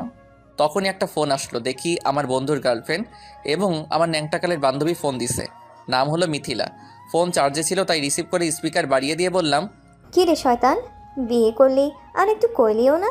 তাতেই আবার বলতি বিয়ে করার সময় তোদের ছাড়া বিয়ে করবি না। হঠাৎ করে সব কিছু হয়ে গেছে, রবিকে বলার টাইম পাই নাই। রবি বলল তোর বউ দেখতে একদম বাজে। আমার দেখে রবির হিংসা হয়েছে, ওটা সুন্দর না তাই। আরও কি শুনলাম? কি শুনলি? শুনলাম রাতে বলে বিলাই মারতে পারস নাই। ধুর বেটি, এসব কি বলস? এমনি বললাম রে। পরে কথা কইরো, ফোন চার্জে আছে। আগে তো অনেক কথা বলতি, এখন বউ হয়েছে না, কথা বলবি কেন? বাবু রাগ করো না, রবি চিপাই নিয়ে চকলেট দিবনি। বান্দর, চিপাই নিয়ে চকলেট দিবে মানে? রবিকে বললো, রবি বলবনি কিভাবে চিপাই নিয়ে চকলেট দিতে হয়। এই কথা বলে কলটা কেটে দিলাম। আমি কেটে না দিলে কথা বলতেই থাকতো। ফোনটা রেখে সোজা হয়ে পিছনে তাকাতেই পারি নাই, দেখি সেতু দাঁড়িয়ে আছে। মেয়েটা কে ছিল আর আমাকে খারাপ দেখা যায় এটা বললো কেন? মেয়েটা কে আছে তোমাকে বলবো কেন? আর যাকে দেখতে যেরকম লোকে তো তাকে সেরকম বলবে। তুমি ওকে বাবু বললা কেন? ভালো লাগছে তাই বলছি। আর আপনি থেকে তুমি বলছো কেন? আমি তোমার বড়, সম্মান দিয়ে কথা বলবা। সে তো ঘরে বউ রেখে অন্য মেয়ের সাথে কথা বলতে লজ্জা করে না? লজ্জা করবে কেন? তোমাকে তো ডিভোর্স দিয়ে দিব। এটা শুনে রাগ করে সেতু চলে গেল, আর আমি শুয়ে রইলাম। কিছুক্ষণ পর সেতুর বাড়ি থেকে লোকজন আসলো। খাওয়া দাওয়া করে শ্বশুর বাড়ির দিকে রওনা দিলাম। শ্বশুর বাড়ি যাওয়ার পর সেতুকে জ্বালানোর জন্য। মেয়েদের বলতে কাছের মানুষকে জ্বালানোর সহজ উপায় হলো কাছের মানুষের সামনে অন্য মেয়েদের সাথে কথা বলা। শ্বশুর বাড়িতে যাওয়ার পর সেতুদের সব আত্মীয়রা ছিল। গিয়ে দেখি আফরিনও আছেই। মেয়েটার মনটা অনেক খারাপ। কপালে যা থাকে তাই তো হয়। আমাদের যে থাকার রুম দেওয়া হয়েছে ওই রুমে আগে থেকেই সেতু ছিল। পরে গেলাম, গিয়ে দেখি সেতুর বোনগুলো একসাথে বসে আছে। আমিও তাদের সাথে যোগ দিলাম। ওদের ভিতর থেকে একটা মেয়ে, দুলাভাই কত হ্যান্ডসাম। ও মা তাই নাকি? তুমিও অনেক কিউট। সেতুর সাথে বিয়ে না হলে তোমাকেই বিয়ে করতাম। সবাই হেসে দিল। তখন আরেকটা মেয়ে, দুলাভাই সেতুকে হানিমুনে কই নিয়ে যাবেন? সেতুকে নিয়ে হানিমুনে যায় কি হব? হানিমুন তো শালিদের নিয়ে যাইতে হয়, তাহলে মজা বেশি হয়। আমি তো ভাবছি সেতুকে রেখে তোমাদের সবাইকে নিয়ে হানিমুনে যাব। আহারে, সেতুকে রাইখা গেলে সেতু কষ্ট পাইবো। সেতু আনরোমান্টিক একটা মেয়ে। সেতুকে নিয়ে হানিমুনে গেলে টাকাটাই নষ্ট। তা না, তোমরা অনেক রোমান্টিক মনে হইতেছে। সেতুর দিকে তাকিয়ে দেখি সেতু সাপের মতো ফসফস করতেছে। যা, তোরা সবাই যা, ঘর থেকে বের হ। আমি ঘুমাবো, অনেক ঘুম ধরেছে। চলে যাচ্ছি। তোর স্বামীর ভাগ আমি নেব না। এই বলে সবাই চলে গেল। সেতু দরজা আটকিয়ে দিল আর আমার কাছে এসে বলতে লাগলো, ছি ছি, অন্য মেয়েকে হানিমুনে যেতে চাও, শরম করে না? বুঝলাম না, আমি তো ওদের সাথে মজা করে বলছি। পরে সেতু শুয়ে পড়ল। আমিও শুয়ে থেকে গেম খেলতেছি ফুল সাউন্ড দিয়ে, যেন সেতু ঘুমাতে না পারে। বাইরে গিয়ে গেম খেলুন, আমার ঘুমের সমস্যা হচ্ছে। সমস্যা হলে অন্য ঘরে গিয়ে ঘুমাও। সেতু পরে ফোনটা নিয়ে রেখে দিল। আমিও বাচ্চাদের মতো শুয়ে রইলাম। এভাবে ঝগড়া, সেতুর অপমান। আমি কোনোদিন বাবা হতে পারবো না। সে ডিভোর্সও চাই প্রতিদিন। আমিও কিছুই বলি না। 7 দিন শুনলাম এসব। এখন রংপুর চলে যাচ্ছি।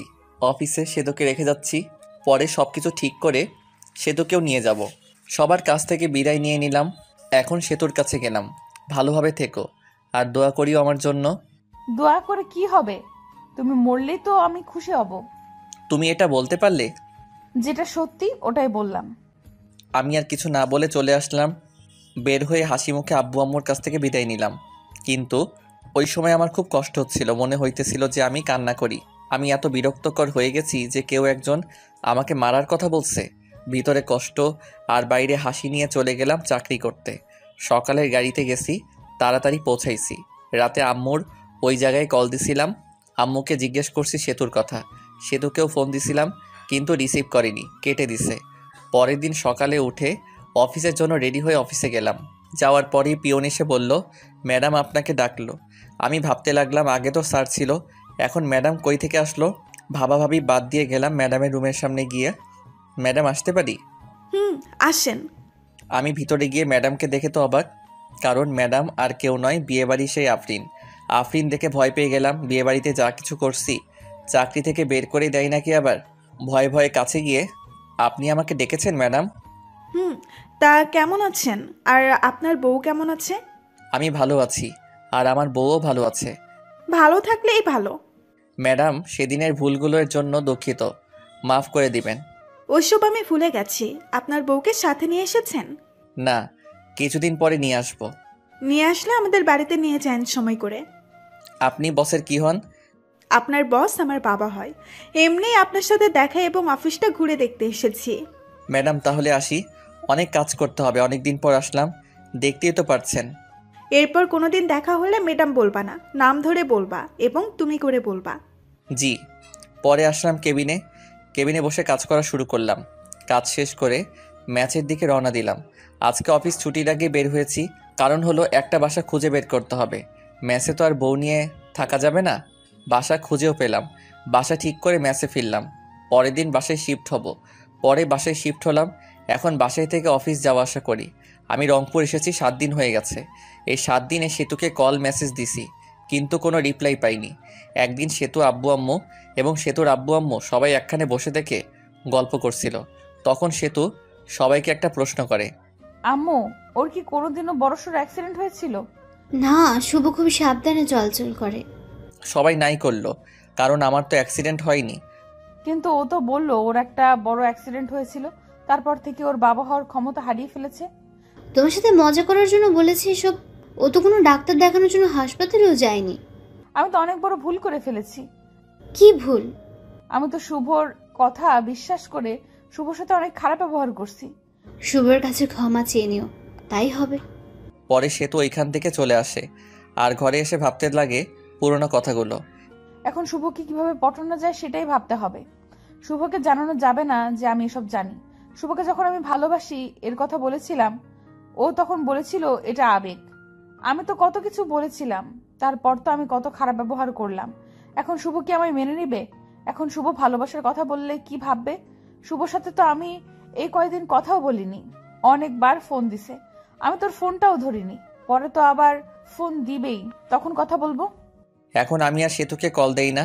উকিলের সাথেও কথা বলছি ডিভোর্সের ব্যাপারে। সে যত দ্রুত সম্ভব উকিল কাজটা করে দিতে চাইছে। 7 দিন চলে যায়, তাও সেতুকে একবারই কল দেই না। সেতু আমাকে কল দেয়নি। সেতুর এখন আর ভালো লাগে না। সেতুর শুধু ইচ্ছে হয় শুভের সাথে কথা বলবে। সেতু মিস করে ওই দিনগুলো যে দিনগুলোতে শুভকে দেখতেই পারে নাই। শুভ কত কিছু বলেছে। যখন সেতুর ফোনটা বেজে ওঠে তখনই সেতুর মনে হয় শুভ মেসেজ দিছে বা কল দিছে, কিন্তু শুভ কোনো মেসেজ বা কল দেয় না। সেতু শুভকে কল দিতে চায়, কিন্তু কোনো একটা কিছু কারণে শুভকে মেসেজ বা কল দিতে পারে না। এখন আর শুভের সেতুর কথা মনে পড়ে না। শুভের প্রথম প্রথম অনেক কষ্ট হয়েছে, আর নিজেই নিজেকে দোষ দেয়। সেতুকে মিথ্যা কথা বলাটা ঠিক হয়নি। এদিকে সেতু সবসময় মন মরা হয়ে বসে থাকে। কারোর সাথে বেশি কথা বলে না, শুধু শুভের কথা ভাবে। শুভের সাথে কথা মন চায় কিন্তু পারে না। ধৈর্য ধরে থাকে শুভ তাকে ফোন দিবে, কিন্তু শুভের নাম্বার থেকে কল আসে না। 1 মাস হয়ে গেছে, কিন্তু শুভ আর সেতুর মাঝে কথা হয় না। সেতু আর থাকতে না পেরে শুভকে কল দেয় রাতে, তাও আবার 12টার সময়। যে সময় শুভ ঘুমে মগ্ন হয়ে আছে। প্রথমবার ফোন ঢোকার পর ফোন রিসিভ করলো, কারণ শুভ তো ঘুম ভাঙেনি। পরের বার কল দিতেই শুভের ঘুম চোখে দেখে একটা কল এসেছে। পরে নাম্বার না দেখেই কলটা রিসিভ করে বলে, হ্যালো, কে? আমি। আমিটা কে? আমাকে চিনতে পারোনি? আমি সেতু। আরে বোন, কোন সেতু? আর এত রাতে ঘুমে ডিস্টার্বের জন্য কল করছো কেন? আমি তোমার বউ সেতু। বউ কথাটা শুনে শুভ নাম্বারটা ভালোভাবে দেখলো। সেতুই কল দিছে। পরে ভাবতে লাগলো, আব্বু আম্মুয়ের কোনো কিছু হলো নাকি? এত রাতে ফোন দিছে সেতু।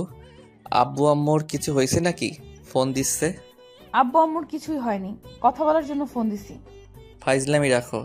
বিএফ লগে ভাইগা গেছো নাকি? আবার এখন প্রবলেম হয়েছে দেখে ফোন দিছো? আচ্ছা, কোনো কিছু ভেবো না, সরাসরি আমার এখানে চলে আসো। আমি সবাইকে ম্যানেজ করে নিব।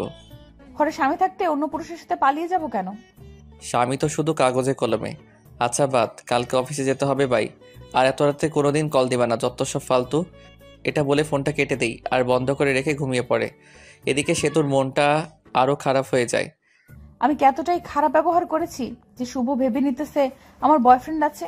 ছিছি, নিজেকে নিজের উপর ঘৃণা হচ্ছে। আর কিভাবে শুভ আগে মেসেজ দিত, কেমন আছো, কি করো, কথা বলার জন্য ফোন দিত, আর এখন কথাই বললো না, ঘুরে ফিরে আমাকে অপমান করলো। সারা রাত না ঘুমিয়ে পার করে রাত, আর ডিসিশন নেই শুভের এখানে চলে আসবে, কারণ শুভ বলেছিল বাসা ভাড়া নিছে, আর যেতেও বলেছিল আমাকে। সকালে উঠে আব্বুর কাছে গিয়ে বলে, আব্বু আমাকে শুভর বাসায় রাইখা আসেন, আমি যাব, এটা ওকে বলবেন না। আব্বুও মেনে নেয়, আর বিকেলের গাড়িতে তারা রওনা দেয়। আমার এখানে এসে আব্বুর দরজায় কলিং বেল চাপ দিই। শুভ তখন ভাবতে থাকে এই সময় আবার কে আসলো। অলসতা নিয়ে দরজা খুলতে যায়, দরজা খুললে তো অবাক শুভ। শুভ তখন আব্বুকে বলে, তোমরা আসবা, বলবা না? আসলে স্ট্যান্ডে আগায় যেতাম। সেতু বলল তোকে সারপ্রাইজ দেবে, তাই না জানিয়ে চলে আসলাম। আচ্ছা বসো, তোমাদের খাবারের ব্যবস্থা করি। শুভ সেতুর সাথে কোনো কথাই বলে নাই। একবার তাকিয়ে দেখেছিল সেতু অনেক শুকনা হয়ে গেছে। মনে হলো অনেক দিন ধরে খাবার ঠিকমতো খায় না আর ঘুমায়ও না। সেতুকে দেখেও না দেখার ভান করলো। সেতু আমার দিকে অসহায়ের মতো তাকিয়ে আছে। সেতুর দিকে লক্ষ্য না করে আমি খাবার কিনতে গেলাম। অবশ্য নিজেই রান্না করে খাই। আজকে শরীরটা ভালো ছিল না, তাই রান্না করিনি। হোটেল থেকে খাবার এনে আমি আব্বু সেতু খাইতে বসছি। তুমি কি প্রতিদিন বাজারের কেনা খাবার খাও নাকি? না আব্বু, রান্না করেই খাই। আজকে ভালো লাগছিল না, তাই রান্না করিনি। তোমরা আসবে জানলে রান্না করতাম। আরে ভাই, আমি সব কিছুই রান্না করতে পারি।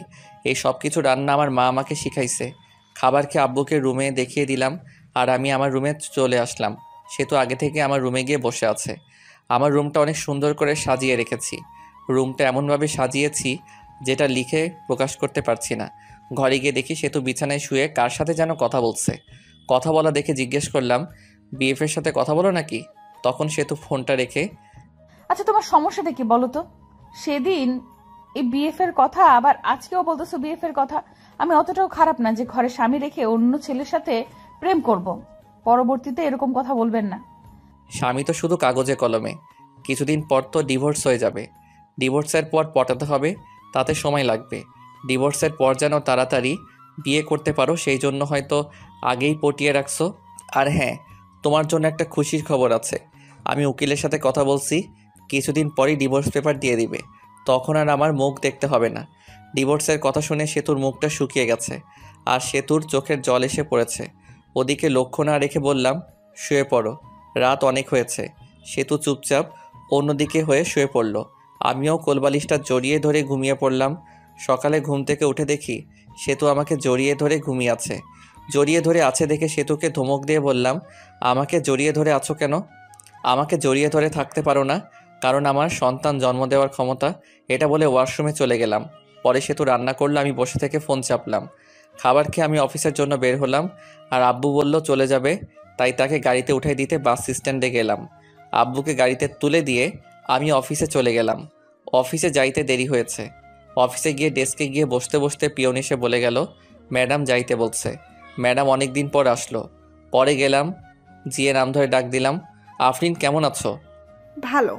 তুমি কেমন আছো? আর অফিসে আসতে দেরি করলা যে? আব্বু সেতুকে ডাকতে এসেছিল, আমি আব্বুকে গাড়িতে তুলে দিয়ে আসলাম, সেই জন্য দেরি হলো। ও, তোমার বউ এসেছে?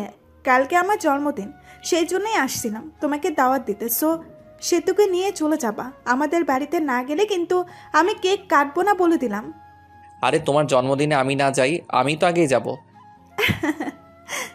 হাসিটা অনেক সুন্দর। ঘরে বউ রেখে আরেকজনকে ইমপ্রেস করার চেষ্টা নাকি শুভ সাহেব? না, যেটা সত্যি ওটাই বললাম। হুম, আমি তাহলে কাজ আছে। ঠিক আছে, যাও। পরে এসে কাজ করতে লাগলাম। কাজ করা শেষ করে দুপুর টাইম হয়েছে, তখন ফোনটা বেজে উঠল। ফোনটা হাতে নিয়ে দেখি সেতু কল দিছে। রিসিভ করার ইচ্ছা না থাকা সত্ত্বেও কলটা রিসিভ করলাম। হ্যালো, কে? আমি। ফোন দিছো কেন? দুপুরে খাবার খাইছো?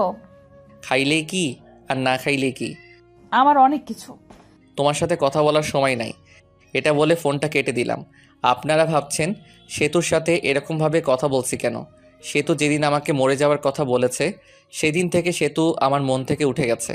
মনে থেকে একবার উঠে গেলে ওই মনে ওই মানুষটিকে বসানো যায় না। দুপুরের খাবার খেয়ে আবার কাজ করা শুরু করলাম। কাজ শেষ করে বাড়িতে গেলাম। যাওয়ার পর সেতুকে বললাম, আমি কিছু কেনাকাটা করে যাব, তোমার কি কিছু লাগবে? আমি একটা নতুন ড্রেস কিনবো। আমি ফ্রেশ হয়ে আসতে আসতে তুমি রেডি হও। আমি ফ্রেশ হয়ে এসে দেখি সেতু সুন্দর করে সেজে বসে আছে। সেতুকে ঠিক হলুদ পরীর মতো লাগছে। সেতুর দিকে হা করে তাকিয়ে আছি। সেতু বলল, ওইরকম করে তাকিয়ে থাকলে আমি ক্ষয়ে যাব। পরে আমার হুঁশ ফিরল। আমিও রেডি হয়ে বাইরে এসে রিক্সার জন্য দাঁড়িয়ে আছি। তখনই একটা রিক্সা থেকে ভার্সিটির ভালো একটা বান্ধবী নেমে এসে জড়িয়ে ধরে বলল, দোস্ত, কি খবর? কেমন আছিস? তোর তো খোঁজ খবর পাওয়াই যায় না। এরকমভাবে কেউ জড়িয়ে ধরে নাকি? মানুষ দেখলে কি ভাববে? সেতুর দিকে তাকিয়ে সেতু তো পুরাই আগুনের মতো গরম হয়ে আছে। এর মধ্যে সেতু বলে উঠল, এই ফালতু মেয়ে, এভাবে জড়িয়ে ধরে আছেন কেন? শুভ, কে রে এই মেয়ে? এ হলো। আমি হলাম ওর বিয়ে করা বউ। তুই বিয়ে করলি কবে? আমাকে একটু জানালিও না। আপনারা জানায় কি হবে? ওর থেকে 2 ফিট দূরে গিয়ে দাঁড়ান। শুভ ভাবি এরকম করে কথা বলছে কেন? ওর একটু রাগ বেশি তো, পরে তোর সাথে কথা বলিও। পরে বান্ধবী চলে গেল। ওই মেয়েটা আপনাকে জড়িয়ে ধরলো কেন? ছি ছি, আপনার লজ্জা করে না ঘরে বউ রেখে অন্য একটা মেয়ের সাথে এসব করতে? না জানি কত মেয়ের সাথে এরকম করেন। আমাকে দেখে কি লুচ্চা মনে হয়? হ্যাঁ, এর কোনো মেয়ের সাথে কি করি আর কি না করি সেটা আমার একান্ত ব্যাপার। এখন আর তোমার একান্ত ব্যাপার নাই, কারণ তোমার বউ আছে, আর বউটা হলাম আমি। তুমি তো আমাকে স্বামী হিসেবে মানোই না। কিছুক্ষণ চুপ থাকলো সেতু। আচ্ছা, আমাকে মাফ করে দাও, আগের ব্যবহারের জন্য দুঃখিত। আমাদের বাচ্চা না হলেও আমরা একটা বাচ্চা কিনে নিয়ে আসবো। আমি ভাবতে লাগলাম, সেতু এসব বলতেছো কেন? আগে তো খারাপ ব্যবহার করতো না। ও জেনে ফেলছে আমি ওর কাছে মিথ্যা বলছি। কিভাবে? মার্কেটে চলে আসছি, চলো শপিং করি। পরে কিছু কেনাকাটা করলাম, আর আফরিনের জন্য একটা গিফট কিনলাম। সেতু জামা কাপড় কিনলো। কিনে বাসায় এসে আমাদের রাখা জিনিসগুলো রেখে সরাসরি চলে গেলাম আফরিনদের বাড়ি। গিয়ে দেখি অনেক সুন্দর করে সাজানো। যদিও জন্মদিন পালন করার আমি পছন্দ করি না। আমরা বাড়ির ভেতরে ঢুকতে আঙ্কেল আন্টি আফরিন আমাদের দেখে খুশি হয়ে গেছে। সেতুকে দেখে আরও বেশি খুশি হয়েছে। সেতু আফরিনের সাথে চলে গেল আর আমি একা একা বসে আছি, কারণ আমার পরিচিত কেউ নাই। বসে থেকে গল্প লিখতেছিলাম। অবসর সময় পেলে গল্প লিখি। তখনই একটা মেয়ে এসে বলল, আপনি শুভ ভাইয়া না? আমি শুভ। আপনাকে চিনতে পারলাম না। আমি আপনার একজন গল্প পাঠক, আপনার সাথে অনেক কথা হয়েছে মেসেজে। মনে মনে, আমি তো অনেক মেয়ের সাথেই কথা বলি, সেটা আবার কে? আপনার গল্পগুলো অনেক সুন্দর, আমি তো আপনার প্রেমে পড়ে গেছি। আমার প্রেমে মানে? আসলে আপনার গল্পের প্রেমে পড়ে গেছি। এখন তো তুমি পিচ্চি মামাতো বোন গল্প লিখতেছো, এই গল্পটাও অনেক সুন্দর। শুক্রিয়া। আপনার সাথে একটা সেলফি তুলি? আমি কি কোনো ভিআইপি ব্যক্তি নাকি যে সেলফি তুলতে হবে? তুলতে হবে। মেয়েটি যেই সেলফি তুলতে এলো তখনই সেতু এসে ওই মেয়েকে একটা ধাক্কা দিয়ে ফেলে দেয় আর বলে, এই তোমার সমস্যা কি? হ্যাঁ, এতক্ষণ কথা বলছো, ভালো কথা, তাই বলে শরীরের উপর এসে এভাবে সেলফি তুলতে হবে? ভাইয়া কেউ নেই, পিচ্ছি মামাতো বোন আমার বউ। আপনি লিখেছিলেন সেতু আপনাকে দেখতে পায় না আর ভালোবাসে না। ভালো না বাসলে তো এরকম রিয়াক্ট করতো না। এখন হয়তো ভালোবাসে। মেয়েটি চলে গেল। আমি চলে গেছি আর অন্য মেয়ের সাথে টাঙ্কি মারা শুরু করছো। এখন থেকে আমার সাথেই বসে থাকবা।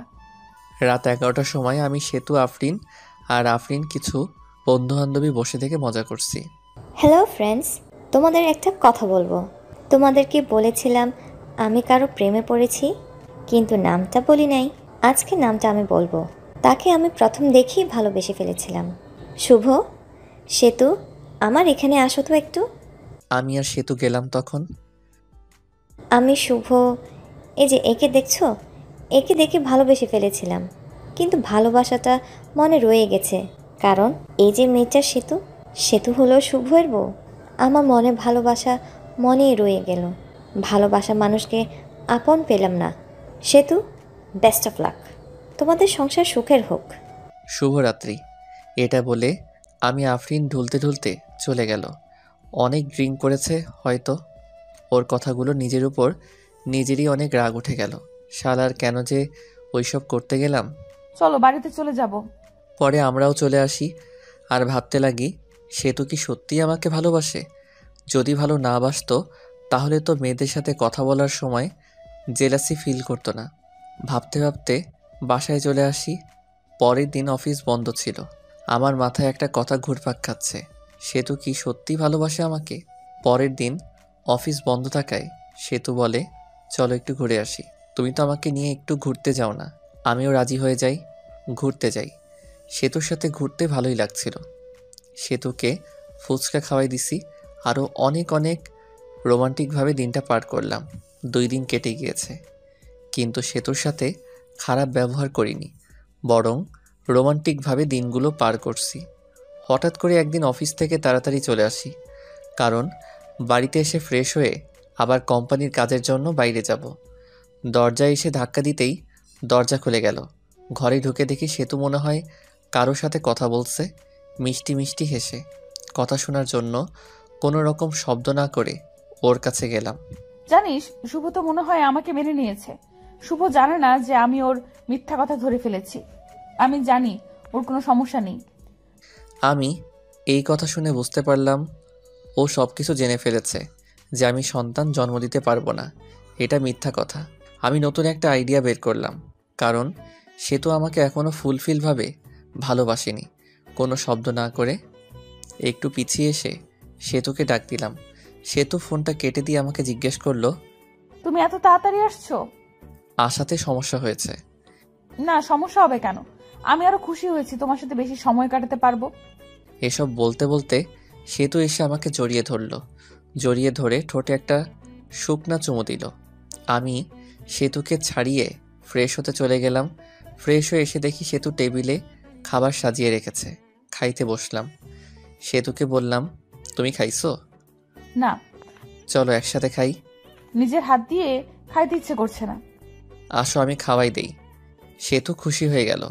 খাবার খেতে সেতুকে জিজ্ঞেস করলাম, আচ্ছা সেতু, তুমি তো এখন সত্যি ভালোবাসো আমাকে, তাই না? অনেক ভালোবাসি। এই যে আমি বাবা হতে পারবো না, এটা যখন তোমার রিলেটিভরা জানবে, তখন তোমাকে অনেক কিছু বলতে পারে। তখন কি তুমি আমাকে ছেড়ে দিয়ে চলে যাবে? লোকে কি বলুক তাতে আমার কিছুই যায় আসে না। আমি তোমাকে কখনোই ছেড়ে যাব না। আমি দীর্ঘ একটা নিঃশ্বাস নিলাম।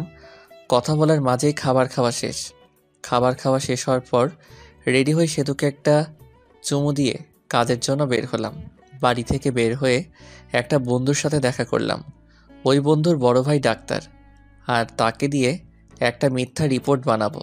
পরে ওই বন্ধুকে সব কিছু খুলে বলি, আর বলি তোর ভাবির ভালোবাসা পরীক্ষা করার জন্য একটা ফেক রিপোর্ট বের করতে হবে। রিপোর্টটা হলো আমি যে বাবা হতে পারবো না, এটার রিপোর্ট। বন্ধু প্রথমে রাজি হয়নি, পরে অনেক জোরাজোরিতে রাজি হয়েছে। পরে সব কিছুই বুঝিয়ে দিয়ে চলে গেলাম আমার কাছে। কাজ থেকে আসলাম, আর আসার সময় সেতুর জন্য আইসক্রিম আর ফুচকা নিয়ে আসলাম। যা দেখে সেতু অনেক খুশি হয়ে গেল। প্রতিদিনই অফিস থেকে আসার সময় সেতুর জন্য কিছু না কিছু নিয়েই আসি। এটা দেখে সেতু দেখে অনেক খুশি হতো, আর আমাকে একটা কিস করতো। 7 দিন যাওয়ার পর রিপোর্ট বের করে। পরে আমি আমার বন্ধুকে বলি, এটা বাড়িতে গিয়ে দিয়ে আসবি যখন আমি অফিসে থাকবো। বন্ধু তাই করে। আমি অফিসে থাকাকালীন বন্ধু আমার বাড়িতে যায় আর রিপোর্টটা দেয়, আর সেতু রিপোর্টটা নিয়ে পড়তে থাকে। পড়ে দেখে শুভ কোনোদিন বাবা হতে পারবে না। ওখানে এসব লেখা আছে, আর কারণও লেখা আছে। সেতুর মনটা তখন খারাপ হয়ে যায়।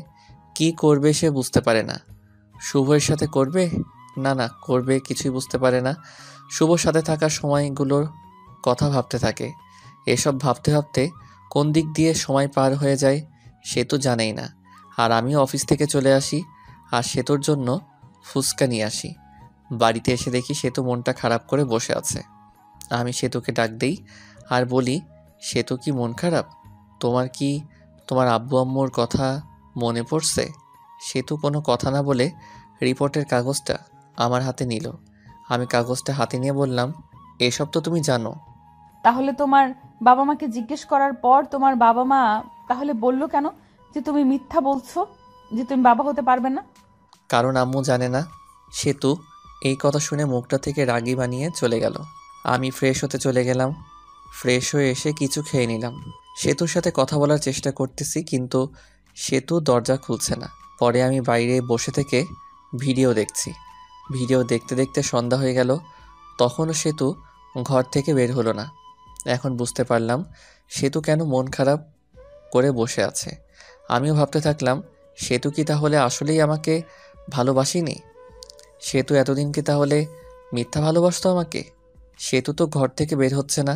সন্ধ্যার রান্নাটা মনে হয় আমারই করতে হবে, তাই রান্না করতে গেলাম। রান্না করার প্রায় শেষ, তখন ঠান্ডা পানি মনে গরম পানিতে হাত দিছি, আর হাতটা গেল পুড়ে। পরে ওমাগো বলে চিৎকার দিয়ে উঠি, কিন্তু আফসোস ধরার মতো কেউ নাই। পরে নিজেই হাত ধরে ঠান্ডা পানিতে কিছুক্ষণ ডুবিয়ে রাখলাম। এরপর ডাক্তারের কাছে গিয়ে হাতটা মেডিসিন লাগিয়ে নিয়ে আসলাম। হাত একেবারে ছুলে গেছে, দেখতে অনেক বৃষ্টি হয়ে গেছে। রান্নার কাজ শেষ করে সেতুকে ডাক দিলাম। বললাম, সেতু, দুপুরের খাবার খাওনি, এখন রাতের খাবারটা খেয়ে নাও, তা না হলে শরীর খারাপ করবে। তুমি হয়তো আমাকে মেনে নিতে পারছো না। ঠিক আছে, আমার ডিভোর্স পেপার রেডি আছে, তোমাকে দিয়ে দেব, তোমাকে মুক্তি দিয়ে দেব। আসো, তাও খেয়ে নাও। পরে সেতু বের হলো। আমার হাতটা সেতুকে দেখাইনি। পরে সেতু চুপচাপ খেয়ে নিল। আমি আর খেতে পারলাম না, কারণ গুনে গুনে আমার ডান হাতটাই পুড়েছে। হাতের কষ্টের থেকে মনের কষ্ট অনেক বড়। সেতুকে অনেকটা ভালোবেসে ফেলেছিলাম। হাত পোড়ার কারণে হাতে জ্বালা পোড়া করছে, আবার মনটাও ভালো নাই। সেতুর সাথে কাটানোর সময়ের কথাগুলো ভাবছি। কত সুন্দর ছিল দিনগুলো। এসব ভাবতে ভাবতে চোখে জল এসে গেছে। মনে হচ্ছে চিৎকার করে কাঁদি। ঘুম ধরছেই না, এমনিতেই হাতে জ্বালাতন করতেছে, আবার ক্ষুধা লাগছে। রাত 12টা বেজে গেছে। বসে থেকে কান্না করতেছি। কষ্ট আর সহ্য হতেছে না। অনেক কষ্ট হইতেছে, যেটা হয়তো লিখে প্রকাশ করতে পারবো না। চোখ দিয়ে জল থামছেই না। তখনই কাঁধে কারো হাতের ছোঁয়া পেলাম। পিছনে তাকিয়ে দেখি সেতু দাঁড়িয়ে আছে, চোখের জলটা মুছে। তুমি এখানে কি করো এত রাতে? আপনি কি করেন? আমার ভালো লাগছে না, তাই আমি বসে আছি। আমারও ভালো লাগছে না, তাই আমিও বসে থাকতে এলাম। তোমার আবার ভালো লাগবে না কেন? তোমার ভালো লাগার কারণে তোমাকে ছেড়ে দিতেছি। ডিভোর্স পেপার তো রেডি আছে, কালকে সকালে নিয়ে আসবো। মন খারাপ করো না তাও। মেয়েদের সাথে ফষ্টি নষ্টি করতে পারো না বলে ডিভোর্স আমাকে দিয়ে দিবে, তাই না? এসব কি বলো? তুমিও বললা ডিভোর্স দিতে। সে তো আমার কলার ধরে বলল, ওই, আমি কখন ডিভোর্স চাইলাম বল? আমি তো চুপচাপ ছিলাম। আমি বাবা হতে পারবো না শুনে তুমি মন খারাপ করে ঘরের দরজা দিয়ে বসেছিলে, তো এটা বোঝাই যায় তুমি আমার সাথে থাকতে চাও না, ডিভোর্স চাও। আর একবার ডিভোর্সের কথা বললে ঘাড়টা মোটকে দিব বলে দিলাম। আসলে আমি সরি, আমার ভুল হয়েছে। আমিও তোমাকে ছাড়া থাকতে পারবো না। আমি তোমার সাথে কাটানো সময়গুলোর কথা ভাবলাম, তুমি আমাকে কতটা কেয়ার করো ওইটা ভাবলাম। বাচ্চা হবে না তো কি হয়েছে, আমরা একটা বাচ্চা কিনে নিয়ে আসবো। সত্যি তুই আমাকে ছেড়ে যাবে না? মরার আগ পর্যন্ত যাব না। আজকে ব্যবহারের জন্য ক্ষমা প্রার্থী। আমরাই তো। সেতুকে আমাকে জড়িয়ে ধরে আছে, আমিও ধরছি। রোমান্টিক ওয়েদার আমাদের মাঝে। সেতু শরীরের সাথে একটু ডান হাতটা লাগলেই উহ বলে উঠলাম। কি হয়েছে তোমার? আমি তখন সেতুকে হাতটা দেখালাম। সেতু তো চমকে উঠল। এরকম হলো কেমনে? আজকে রান্না করার সময় এরকম হয়েছে। সেতু এর চোখে জল এসে গেছে। আমি আসলে সরি, আমার সন্ধ্যার সময় এরকম ভাবে থাকা উচিত হয় নাই। তোমার অনেক কষ্ট হচ্ছে তাই না? হুম তাহলে তুমি তো ভাতও খাও নাই তাই না? হুম পরে সেতু প্লেটে ভাত নিয়ে এসে আমাকে খাওয়াই দিল। আমি খাইতেছি আর মাঝে মাঝে হাতে কামড় দিই। খাবার খাওয়া শেষ করে আমার বুকের উপর সেতু শুয়ে আছে। আমি সেতুর মাথায় হাত বুলিয়ে দিচ্ছি। পরে দুজনেই ঘুমিয়ে পড়ি। এখন থেকে শুরু হলো রোমান্টিক সংসার। হঠাৎ করে একদিন সেতু মাথা ঘুরে পড়ে যায় আর আমি ডাক্তারখানায় নিয়ে যাই। ডাক্তার বলে, খুশির খবর, আপনি বাবা হতে চলেছেন। এটা শুনে আমি অনেক খুশি হই। সেতুকে বলতেই সেতু মুখটা গোমড়া বানিয়ে বলে, আমার পেটে বাচ্চা আসলো কিভাবে? তুমি তো বলেছিলে বাবা হতে পারবে না, আর রিপোর্টেও লেখা ছিল। ও, ওইসব ছিল সাজানো নাটক। ওই রিপোর্ট ছিল সাজানো। তুমি আম্মুর কাছে থেকে জানছিলা। আমার কোনো সমস্যা নাই, এটা আমি জানতে পারি। আর আমি তোমার ভালোবাসা কতটুকু সত্যি এটা জানার জন্য এসব করছি। তুমি ভালো না, তুমি অনেক পচা। রাগ করো না লক্ষ্মী সোনা, একটু হাসো প্লিজ। সেতু একটা মিষ্টি হাসি দেয়। এই খবর বাড়িতে পৌঁছালে সেতুকে সবাই বাড়িতে আনতে চায়, কিন্তু সে তো বাড়িতে আসবে বলে দেয়। আমাকে ছাড়া বলে সেতু এর ভালো লাগে না আমার একটা ছেলে সন্তান হয়, আর দেখতে একেবারেই ওর মায়ের থেকেও সুন্দর। আমি ছেলেকে দেখে ভাবতে লাগলাম আমার চেহারা ততটা ভালো না, তাই যত মেয়ে পিছে ঘুরছে। আর ছেলের চেহারা তো মাশাআল্লাহ অনেক সুন্দর। না, মেয়েরা আমার ছেলের জন্য কি না করে বসে। ধন্যবাদ সবাইকে আমাদের পাশে থাকার জন্য।